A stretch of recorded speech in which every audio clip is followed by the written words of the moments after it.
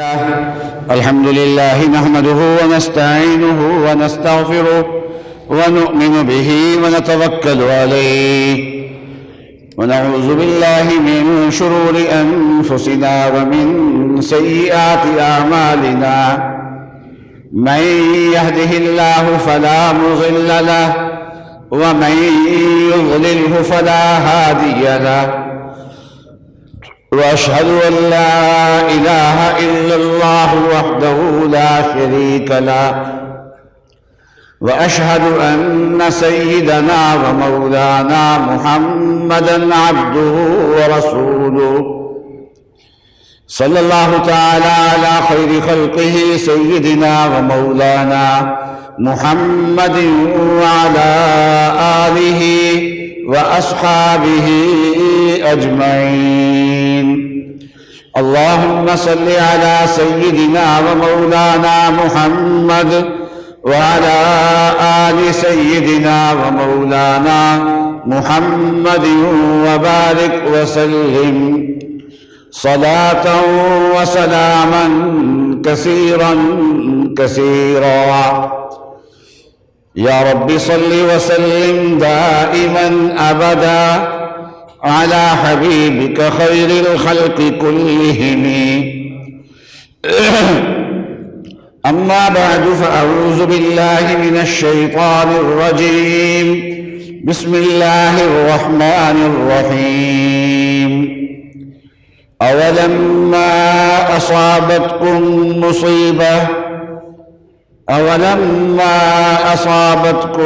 مصيبة قد أصبتم مثليها قلتم أنى هذا قل هو من عند أنفسكم إن الله على كل شيء قدير. صدق الله العظيم وصدق رسوله النبي الكريم. بزرگان محترم اور برادران عزیز، آج سن 2022 دسمبر کی 16 تاریخ ہے اور 16 تاریخ کو پاکستان کو ایک حادثہ پیش آیا تھا سن 1971 میں، جس کو سانحہ سقوط ڈھاکہ کہا جاتا ہے، جس میں ملک کا ایک حصہ الگ ہو گیا تھا اور الگ ہونے کے بعد پھر یہ ایک مستقل ملک بن گیا، بنگلہ دیش بن گیا. اور یہ ایسا سانحہ ہے کہ تاریخ سے اس کو مٹایا نہیں جا سکتا اور اس کو بھلایا نہیں جا سکتا، اور ایسے واقعات سے قومیں سبق حاصل کیا کرتی ہیں، اور ہمیں سبق حاصل کرنے کے لیے قرآن پاک ملا ہے. قرآن پاک سے ایسے موقع پہ ہم رہنمائی لے سکتے ہیں. نبی اقدس صلی اللہ علیہ وسلم کی سیرت طیبہ سے ایسے موقع پہ ہم سبق لے سکتے ہیں، تو ہمیں ایسے موقع پہ سبق لینا چاہیے. رسول اللہ صلی اللہ علیہ وسلم نے مدنی زندگی ہے جو رسول اللہ صلی اللہ علیہ وسلم کی، اس میں آپ صلی اللہ علیہ وسلم کا زیادہ وقت جہاد کے اندر گزرا ہے. پہلا منظم جہاد غزوہ بدر تھا، اور آپ صلی اللہ علیہ وسلم کا جو آخری سفر ہے وہ سن 10 ہجری میں ہوا، اور وہ غزوہ تبوک کا سفر تھا. کسی سفر میں رسول اللہ صلی اللہ علیہ وسلم کو شکست نہیں ہوئی، کیونکہ شکست اسے کہتے ہیں جس میں فوج کا سربراہ میدان چھوڑ کے چلا جائے. تو کوئی غزوہ ایسا نہیں ہے. حال البتہ غزوہ احد میں جو دوسرا غزوہ تھا مسلمانوں کا، شروع میں مسلمانوں کو فتح ہوئی اور درمیان میں کچھ ہزیمت ہوئی مسلمانوں کو، لیکن رسول اللہ صلی اللہ علیہ وسلم اور صحابہ کی ایک بڑی جماعت وہ بدستور میدان میں جمے رہے، اور اس غزوہ میں 70 مسلمان شہید ہوئے اور بہت سارے مسلمان زخمی بھی ہوئے، اور وقتی بعض صحابہ کو ہزیمت ہوئی لیکن پھر حضرت صلی اللہ علیہ وسلم کی آواز دینے سے صحابہ واپس آ گئے اور منظم ہو کے دوبارہ کفار پہ حملہ کیا، اور کفار واپس جانے پہ مجبور ہوئے، اور رسول اللہ صلی اللہ علیہ وسلم میدان میں موجود رہے، مسلمانوں کو فتح ہوئی۔ یہ درمیان میں جو ہزیمت ہوئی اس کا سبب کیا تھا؟ تو رسول اللہ صلی اللہ علیہ وسلم جب میدان احد میں پہنچے ہیں تو ابھی دشمن نہیں آیا تھا، تو حضرت صلی اللہ علیہ وسلم نے مسلمانوں کی صف آرائی فرمائی، اور اس طریقے سے صف آرائی فرمائی کہ احد پہاڑ پیچھے تھا، میدان سامنے تھا۔ تو ایسی صورت میں سامنے سے لڑائی ہو سکتی ہے، پیچھے سے کوئی نہیں آئے گا، لیکن ایک صورت میں پیچھے سے دشمن آ سکتا تھا کہ احد پہاڑ کو کراس کر کے پیچھے سے، اور دوسری طرف سے وہ حملہ آور ہو۔ تو جہاں سے حملہ آور ہونے کا اندیشہ تھا اس جگہ کا انتظام حضرت صلی اللہ علیہ وسلم نے یہ فرمایا کہ 50 آدمی لیے جو تیر انداز تھے، ان کے پاس تیر اور کمانیں وافر مقدار میں موجود تھی، ان کو ایک چٹان پہ بٹھا دیا، ایک ٹیلے پہ بٹھا دیا، اور فرمایا کہ تم لوگ یہیں موجود رہنا، ہمیں فتح ہو یا ہمیں شکست ہو تم نے یہاں سے نکلنا، اگر ہمیں شکست ہو تو تم نے ہماری مدد کے لیے نہیں آنا، اور اگر ہمیں فتح ہو تو تم نے اس جگہ کو نہیں چھوڑنا، تم نے یہیں موجود رہنا۔ اور چنانچہ جو اندیشہ تھا اس اندیشہ کے مطابق دشمن نے پیچھے سے آ کے حملہ کرنے کی، اس راستے سے حملہ کرنے کی کوشش کی، لیکن ان تیر اندازوں نے تیر برسا کے ان کو پسپا کر دیا۔ اب یہ تھوڑی دیر میں مسلمانوں کو فتح ہوئی اور دشمن دور بھاگ گیا، اور بہت سارا مال چھوڑ کے بھاگنے پہ مجبور ہوا، اور وہ مال غنیمت جو تھا وہ مسلمان جمع کر رہے تھے۔ جو مال غنیمت جمع کیا جاتا ہے اس میں یہ نہیں ہوتا کہ جو مال جس نے اٹھا لیا وہ اسی کا ہو گیا، بلکہ جمع کر کے ایک جگہ جمع ہو جاتا ہے، پھر اس کا 5واں حصہ نکالا جاتا ہے، اور 5واں حصہ نکال کے بیت المال میں داخل کیا جاتا ہے، قومی خزانے میں داخل کیا جاتا ہے، باقی مجاہدین میں تقسیم کر دیا جاتا ہے۔ اس لیے جو اس کو جمع کرنے والے ہیں وہ یا جو جمع کرنے والے نہیں ہیں دونوں برابر ہوتے ہیں، اس لیے جمع کرنے والوں کو کوئی اضافی مال نہیں ملتا، جو بھی جنگ میں شریک ہوتے ہیں سب کو ملتا ہے۔ تو وہ مال جمع کر رہے تھے مسلمان، یہ جو اس جگہ پہ کھڑے تھے، ٹیلے پہ کھڑے تھے، ان لوگوں نے کہا کہ ہم بھی جا کے مال غنیمت جمع کرتے ہیں۔ تو یہ مال غنیمت جمع کرنے کا مقصد یہ نہیں تھا کہ ہم جائیں گے تو ہمیں زیادہ مل جائے گا، کیونکہ اصولاً زیادہ ملنے کی توقع بھی نہیں تھی، اور ہاں یہ ہے کہ وہ کام کر رہے ہیں تو ہم بھی جا کے ان کے ساتھ مصروف ہو جائیں۔ پھر مال غنیمت جمع کرنا جو ہے ایک خوشی کی چیز ہوتی ہے، تو اس خوشی میں ہم بھی جا کے شریک ہو جائیں۔ تو امیر نے کہا کہ رسول اللہ صلی اللہ علیہ وسلم نے مجھے یہ فرمایا تھا کہ یہاں سے نہیں ٹلنا، یہیں رہنا، جمع رہنا یہاں پر۔ تو 12 آدمیوں نے امیر کی اس بات کو قبول کر لیا، لیکن باقی جو لوگ تھے 50 میں سے 12 چھوڑ کے باقی وہ کہنے لگے کہ حضور صلی اللہ علیہ وسلم کا حکم تو تھا نا جب تک جنگ جاری رہے، اب تو دشمن میدان چھوڑ کر کہیں کا کہیں جا چکا ہے، اب تو وہ جنگ جب ختم ہو گئی ہے تو حکم بھی ختم ہو گیا، اس لیے وہ یہاں سے نکل کے 12 آدمی یہاں بیٹھے رہے، بقیہ سارے نکل کے وہ مال غنیمت جمع کرنے کے اندر لگ گئے۔ اس وقت 300 گھوڑ سوار تھے دشمن کے، مکے والوں کے، قریش والوں کے، اور ان کے امیر تھے خالد بن ولید۔ ان کو جاسوسی کے ذریعے سے اطلاع مل گئی کہ وہ جو چٹان، وہ جگہ تھی حضرت صلی اللہ علیہ وسلم نے 50 تیر اندازوں سے محفوظ کی تھی، وہ خالی ہو گئی ہے، اس لیے وہ 300 گھوڑ سواروں کو لے کے وہ پیچھے سے آ کے وہاں سے حملہ آور ہوئے۔ اب 12 آدمی بیٹھے ہوئے تھے، ان کی تیر اندازی سے کوئی فائدہ نہیں ہوا، یہ 12 کے 12 ہی شہید ہو گئے، اور مسلمانوں کے پیچھے سے یکدم حملہ ہوا جس کی ان کو توقع نہیں تھی۔ اس لیے جب اچانک حملہ ہو تو کوئی ادھر کو ہو گیا، کوئی ادھر کو ہو گیا، تو یہ وقتی طور پہ ہزیمت ہوئی تھی، لیکن رسول اللہ صلی اللہ علیہ وسلم بدستور میدان میں موجود رہے اور 70 مسلمان شہید ہوئے۔ تو اس موقع پہ حق تعالی شانہ نے یہ حالات اللہ کی طرف سے پیدا ہوئے تھے، کیونکہ اس قسم کے حالات آئندہ بھی آنے ہیں، ضروری نہیں ہے کہ ہر موقع پہ فتح ہی ہوا کرے، حالات تو فتح کے حالات بھی آئندہ پیش آ سکتے ہیں۔ اس دین نے قیامت تک رہنا ہے اور قیامت تک کے لیے رہنمائی کی ضرورت ہے، اس لیے حالات دونوں قسم کے حالات، فتح کے حالات ہوں یا پسپائی کے حالات ہوں، دونوں قسم کے حالات میں رہنمائی کی ضرورت ہے۔ تو یہ حالات پیدا کیے گئے اور پھر اللہ تعالیٰ نے ان حالات کا پورا تجزیہ کیا اور اس کے اسباب بیان کیے ہیں کہ کیوں ایسا ہوا ہے۔ تو ان میں سے ایک آیت آپ کے سامنے میں نے پڑھی ہے، سورہ آل عمران میں بڑے تفصیل سے ذکر کیا گیا تھا۔ حق تعالیٰ شان فرماتے ہیں کہ تمہیں اس موقع پہ مصیبت پہنچی، 70 آدمی شہید ہو گئے، اور قد اصبتم مثلیہا،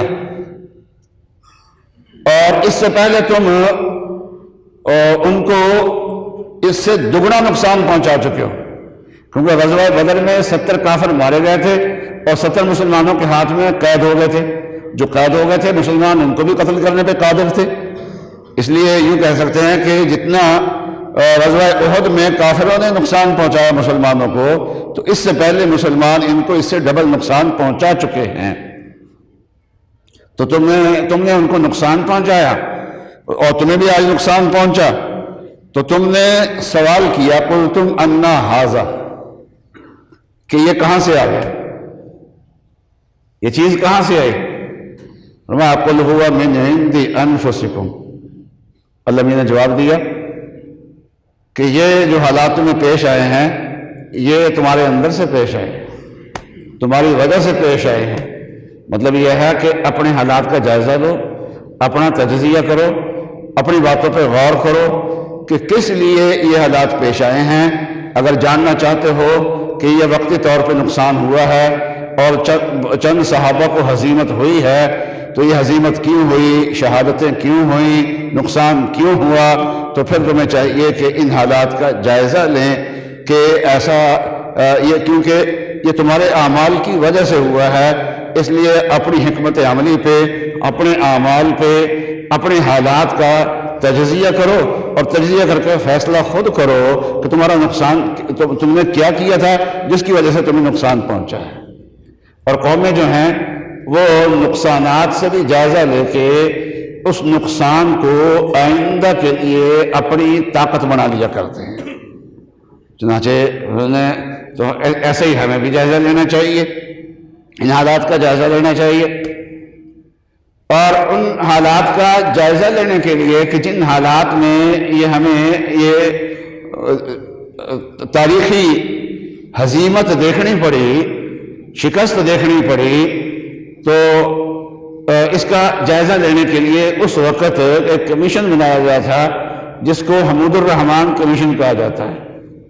لیکن افسوس کی بات یہ ہے کہ باقاعدہ طور پہ پاکستان کی کسی حکومت نے یا کسی ادارے نے اس کی اشاعت نہیں کی، کیونکہ وہ کمیشن جو تھا وہ خود احتسابی تھا، اور جو قومیں خود احتسابی سے پیچھے ہٹتی ہیں تو شکست تو ایک نقصان ہوتا ہی ہے، لیکن خود احتسابی سے آنکھیں بند کرنا یہ اس سے بڑا نقصان ہوا کرتا ہے، کیونکہ جو نقصان ہو چکا وہ وقتی نقصان تھا، اور جو خود احتسابی ہے وہ فائدہ حاصل کرنے کے لیے ہوتی ہے، آئندہ بچنے کے لیے ہوتی ہے، وہ ہمیشہ کے لیے اس کے فوائد ہوتے ہیں۔ تو ہمیشہ کے فوائد سے محروم رہنا ہے اور آئندہ کے لیے نقصان سے بچنے کے جو انتظامات ہوتے ہیں ان انتظامات سے کیا ہے یہ انتظامات نہ کرنے کا جو نقصان ہوتا ہے وہ نقصان جو ہے وہ سر میں پڑتا ہے۔ ایک تو یہ ہے، تو ان حالات میں ایسا کیا ہوا تھا، کیوں ہوا تھا، ان حالات سے ہم نے فائدہ بھی اٹھایا اور بعد میں ہم بہتری کی طرف بھی گئے، لیکن اس وقت یہ حالات کیوں پیش آئے؟ تو اس وقت حالات پیش آنے کی وجہ یہ ہے کہ حالانکہ ہماری فوج جو ہے وہ دنیا کی افواج میں اس وقت بہترین فوج کے اندر شمار ہوتی ہے. ہر ملک کی جو فوج ہوتی ہے وہ قابل احترام ہوتی ہے اور ملک کی دفاع کی وہ ضامن ہوتی ہے. اور فوج جس ملک کا دفاع کر رہی ہوتی ہے اس ملک کی جتنی اہمیت ہوتی ہے اس فوج کی بھی اتنی اہمیت ہوتی ہے. اور اگر اس ملک کا آئین اور اس ملک کا جو وجود ہے وہ مقدس ہے تو جو تقدس اس ملک کو حاصل ہوتا ہے وہی تقدس اس ملک کی افواج کو بھی حاصل ہوتا ہے. اور دنیا کے اموال میں ملکوں میں یہ پاکستان ایک ایسا ملک ہے جس کے بارے میں یہ نہیں ہے، مسلمان ملک تو 50 سے زیادہ ہیں، لیکن یہ ایک واحد ملک ہے جس کے بارے میں یہ طے کیا گیا ہے کہ یہ اسلامی ملک ہے، اس کا آئین اسلامی ہے اور اس کے آئین کی بنیاد جو ہے وہ قرارداد مقاصد پہ ہے. اور یہ واحد افواج ہے ہمارے ملک کی کہ جن کا نشان جو ہے اس میں 3 لفظ شامل ہیں، اور ایمان، تقوی، جہاد فی سبیل اللہ. اور یہ 3 چیزیں قرآن کا حکم ہے. تو یوں کہیے کہ قرآن کے یہ بنیادی جو 3 اصول ہیں، ان 3 اصولوں کو لے کے جو چلنے والی فوج ہے وہ ہمارے پاکستان کی فوج ہے. اس اعتبار سے یہ پاکستان کی دنیا کی افواج میں اس کا مقام جو ہے وہ سب سے اونچا ہے. لیکن اس کے ساتھ ساتھ ایک بات تھوڑی ذہن میں رہنی چاہیے کہ پاکستان کے جو عوام ہیں وہ اس ملک کے مالک ہیں، اصل مالک عوام ہیں. بقیہ جو اداروں میں کام کر رہے ہیں، افسران ہیں، جو بھی ہیں، وہ اس عوام کے خادم ہیں، وہ عوام کے ملازم ہیں، وہ عوام کے نوکر ہیں. تو ملازم میں اور مالک میں جو فرق ہوتا ہے وہ فرق رہے گا. تو اور جو اسمبلیوں میں منتخب ہو کے جاتے ہیں وہ عوام کے نمائندہ ہوتے ہیں، یوں کہیے کہ وہ اصل مالک وہ ہوتے ہیں ملک کے. تو ان کا جو عزت ہے وہ ان سے بھی زیادہ ہے. افواج کی عزت اپنی جگہ پہ ہے، لیکن جو منتخب نمائندے ہوتے ہیں ان کی عزت جو ہے، ان کی عزت مالک ہونے کی حیثیت سے عزت ہوتی ہے، ان کی عزت ان سے بھی زیادہ ہے. تو سن 70 میں انتخابات ہو چکے تھے، عوام اپنی ایک رائے کا اظہار کر چکے تھے، لیکن عوام جو ہیں وہ ان کی رائے کو نہیں مانا گیا. شیخ مجیب الرحمان سن 70 کے انتخابات سے پہلے شیخ مجیب الرحمان تھے، اور جب انتخابات ہو گئے اور اس کو اکثریت مل گئی، اب وہ پاکستان کی اکثریت کے نمائندہ تھے. اس وقت اس کی بات کو ٹھکرانا تو وہ ایسا تھا جیسے چوکیدار جو ہے وہ اپنے مالک کی بات کو ٹھکرا رہا ہو اور مالک کے گھر پہ قبضہ کر رہا ہو. تو اس وقت یہ صورتحال تھی. اور افواج ہمیشہ اس وقت کامیاب ہوتی ہیں جب قوم ان کی پشت پہ ہو. اور یہ جو حکومت ہوتی ہے نا، یہ تنقید کا ذریعہ ہوتی ہے. جب کسی حکومت تنقید کا ذریعہ بنتی ہے اور اس کے بارے میں 2 رائیں ہوتی ہیں، عوام تقسیم ہوتی ہے، کچھ ان کے حق میں ہوتے ہیں، کچھ ان کے مخالف ہوتے ہیں. اور جب فوج حکومت میں آئے گی تو وہاں پر بھی کچھ لوگ ان کے حق میں ہوں گے، کچھ ان کے مخالف ہوں گے. اور اس وقت تو کچھ نہیں بلکہ مشرقی پاکستان کا سارا حصہ ہی اس وقت افواج کے حق میں نہیں تھا، ان کے پشت پہ نہیں تھا. اس لیے سیاست میں اگر فوج آئے گی تو متنازع بڑھیں گی، اور یہ ادارہ ایسا ہے جو متنازع نہیں بڑھنا چاہیے. بہرحال یہ اس وقت کے حالات تھے، اسباب تھے جن سے آئندہ بچنا چاہیے. اور اس وقت ہماری فوج نے جو فیصلہ کیا ہوا ہے کہ ہم سیاست میں حصہ نہیں لیں گے تو یہ بہت بڑی بات ہے. اور لوٹ کے اپنے مقام پہ آنا، ان کے اس فیصلے نے ان کی عزت کو بحال کیا ہے. بہرحال یہ ایک نقصان ہوا ہے پاکستان کا، اس وقت ہوا تھا. اس نقصان کے بعد پاکستان نے آگے فوائد کیا حاصل کیے، تو اس بار پاس اس وقت نہیں ہے، صرف 2 فائدے بتاتا ہوں. ایک یہ ہے کہ اس کے بعد یہ سوچا گیا کہ پاکستان کو ایٹمی طاقت ہونا چاہیے. اور پاکستان ایسا ملک ہے جس کے بارے میں یہ تانا دیا جاتا ہے کہ یہ تو سوئی بھی اپنی نہیں بناتے، اور پھر دنیا جن کا سائنس پہ اور ٹیکنالوجی پہ قبضہ ہے وہ کبھی بھی پاکستان کو ایٹمی قوت نہیں بننے دیں گے. لیکن جب اللہ کے بھروسے پہ کوئی فیصلہ کر لیا جاتا ہے پھر دشمن کی چالیں نہیں چلا کرتی، اللہ کی چالیں چلا کرتی ہے، اللہ کا حکم چلا کرتا ہے. پھر وہاں پر ذوالفقار علی بھٹو نے فیصلہ کیا کہ ایٹمی قوت بننا ہے، تو مسلمانوں میں سے عبدالقدیر خان آ گئے کہ میں تعاون کرنے کے لیے تیار ہوں. چنانچہ ایٹمی بنیاد رکھی گئی، لیکن دنیا اس وقت تعاون کرنے کے لیے تیار نہیں تھی. امریکہ بھی اس کے حق میں نہیں تھا، لیکن روس کی جنگ شروع ہو گئی افغانستان میں، اور پاکستان امریکہ اتحاد تھا اس وقت، اس لیے امریکہ کو خاموش ہونا پڑا. اور اس دوران میں جو بنیاد ذوالفقار علی بھٹو نے رکھی تھی، جنرل ضیاء الحق نے اس کو انتہا تک پہنچایا، اور سن 83 تک یہ ایٹم بم بن چکا تھا. اور پھر لیکن ابھی اس کا دھماکہ نہیں کیا گیا، اور انڈیا نے دھماکے کر کے ہمیں موقع دیا کہ ہم بھی اپنا دھماکہ کر کے دنیا کو دکھا دیں کہ ہم بھی ایٹمی قوت ہیں. تو چنانچہ پھر یہ سن 98 میں نواز شریف نے دھماکے کیے، یہ بھی اس کی بہادری تھی. یہ 3 بڑے حکمران ہیں جنہوں نے ایٹمی قوت، ایک نے بنیاد رکھی، ایک نے اس کو انجام تک پہنچایا، ایک نے دھماکے کیے. اس طریقے سے ہم جو ہے وہ دنیا کے اندر ایٹمی قوت بنے. اور انڈیا نے جس نے پاکستان کو توڑنے میں کردار ادا کیا تھا وہ ہمارا ہی خلف شال اندر تھا، ورنہ اکیلا انڈیا جو ہے وہ پاکستان کو نہ توڑ سکتا. لیکن جو اس نے کردار ادا کیا ہے اس وقت روس، اس کا سوویت یونین جو ہے اس کا اتحادی تھا. پھر سوویت یونین افغانستان میں داخل ہوا بعد میں، اور افغان لوگوں نے یہ فیصلہ کیا کہ ہم نے اس کا مقابلہ کرنا ہے، اس کی حکومت کو تسلیم نہیں کرنا. پاکستان نے بھی یہ فیصلہ کیا کہ اس کا ہم افغانیوں کا ساتھ دیں گے، بلکہ عملاً جہاد میں شریک ہوں گے. جو شرکت کرے گا اس کو ہم اس کا تعاون کریں گے، کیونکہ اگر روس کو کے قدم افغانستان میں نہ روکے جائے تو پھر پاکستان بھی نہیں بچے گا، کیونکہ افغانستان سے اس نے کچھ نہیں لینا. گرم پانی آگے تھے، پاکستان میں تھے.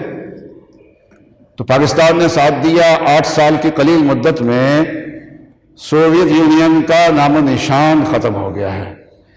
اب روس ملک تو ہے ایک، لیکن وہ سوویت یونین جو تھا، جو افغانستان میں داخل ہوا تھا، اس کا نام و نشان مٹ گیا ہے. اور بہت ساری مسلمان ریاستیں آزاد ہوئیں، اور بہت ساری یورپی ریاستیں بھی اس موقع پہ آزاد ہوئی ہیں. تو بہرحال یہ قرآن نے ہمیں یہ سکھایا ہے. تو غزوہ احد میں جو وقتی ہزیمت ہوئی تھی وہ من جانب اللہ تھی.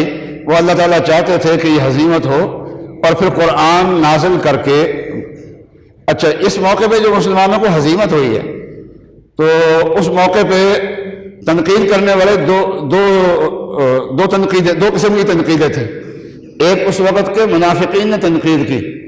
وہ تنقید ایسی تھی جو دشمن جیسے کیا کرتا ہے، وہ تانے کرنا اور تانوں کے تیر برسانا. ایک تو زخم مسلمانوں کو کافروں سے پہنچے نا، وہ ظاہری تیروں کے تھے. ادھر سے منافق جو تھے یہ اپنے زبان کے تیر چلا رہے تھے، اور اللہ تعالیٰ نے قرآن پاک میں ان کا بھی رد کیا. اور ایک تجزیہ اللہ تعالیٰ نے کیا ہے، اس میں بھی اللہ تعالیٰ نے مسلمانوں کی خطا کو بیان کیا، لیکن اس انداز سے بیان کیا کہ جیسے خیرخواہ بیان کیا کرتا ہے. اس لیے پہلے اللہ تعالیٰ نے تھوڑی سی مسلمانوں کی غلطی بیان کی، فرمایا وَلَقَدْ عَفَا عَنْكُمْ، ساتھ ہی کہہ دیا، اللہ نے معاف کر دیا. اب نہ دل کو نہ لگا کے بیٹھ جانا بات کو. پھر اللہ تعالیٰ نے آگے چل کے قرآن پاک میں پھر مسلمانوں کی غلطی بیان کی کہ تمہاری غلطی یہ تھی، فرمایا وَلَقَدْ عَفَا اللَّهُ عَنْهُمْ. اور اس پہ اکتفا نہیں کیا بلکہ خود بھی اللہ میاں نے معافی دی، اور ساتھ ساتھ نبی اکرم صلی اللہ علیہ وسلم سے بھی معافی دلوائی، اور آپ کو بھی فرمایا کہ اے نبی آپ ان کو معاف کر دیں، ان سے غلطی تو ہو گئی ہے لیکن آپ تو ماشاءاللہ بڑے رحم دل ہیں، آپ ان کو معاف کر دیں۔ اور صرف معاف کرنے کا نہیں کہا، بلکہ فرمایا کہ ان کی حوصلہ افزائی فرمائیں، اللہ میاں سے بھی ان کے لیے معافی مانگیں۔ آپ اللہ میاں سے معافی مانگیں گے نا، استغفار کریں گے ان کے لیے، تو ان کا حوصلہ بڑھے گا۔ فاعف عنہم واستغفر لہم، اور ان سے غلطی ضرور ہوئی ہے، آپ نے معاف کر دیا، ان کے لیے استغفار بھی کیا آپ نے، یہ بھی ٹھیک کر دیا آپ نے، لیکن آپ ذرا ان کو عزت بھی دیں۔ وشاورہم فی الامر، ان کو اپنے ساتھ مشورے میں بٹھائیں، ان کے ساتھ بیٹھ کے مشورہ کریں۔ جب بٹھا کے ساتھ مشورہ کیا جاتا ہے نا تو آدمی کو حوصلہ بڑھتا ہے، عزت بڑھتی ہے کہ رسول اللہ صلی اللہ علیہ وسلم ہم سے خوش ہیں۔ تو معلوم یہ ہوا کہ تجزیہ تو کرنے چاہیے نقصانات کے موقع پہ، لیکن ایک ہمدردانہ تجزیہ ہوتا ہے اور ایک منافقانہ تجزیہ ہوتا ہے۔ تو افواج پہ بھی اگر تنقید کرنی ہو تو اس کا طریقہ یہی ہوتا ہے کہ ہمدردانہ اپنا سمجھ کے جو کیا جاتا ہے، جو تنقید کی جاتی ہے تو وہ تنقید کرنی چاہیے، اور جو منافق اور ان کی لب و لہجہ انڈیا والا ہو، دشمن والا ہو، وہ لب و لہجہ اختیار نہیں کرنا چاہیے۔ اللہ تعالی ہمیں ہر موقع پہ قرآن پاک سے رہنمائی لینے کی توفیق عطا فرمائے۔ وآخر دعوانا ان الحمد للہ رب العالمین۔